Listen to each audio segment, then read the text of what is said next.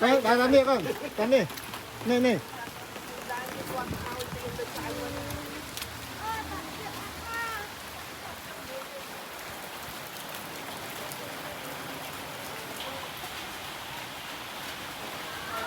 ý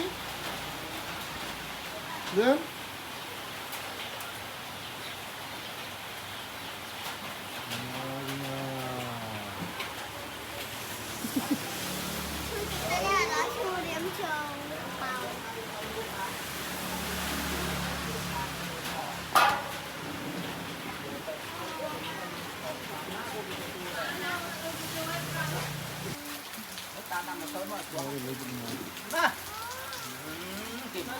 trong cái đỏ nó lên lan miên đây ạ. Đấy cái thằng này quan tâm đó. Ba.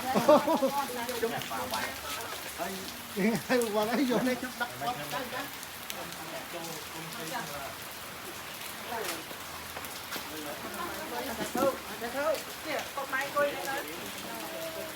Nó sao mà?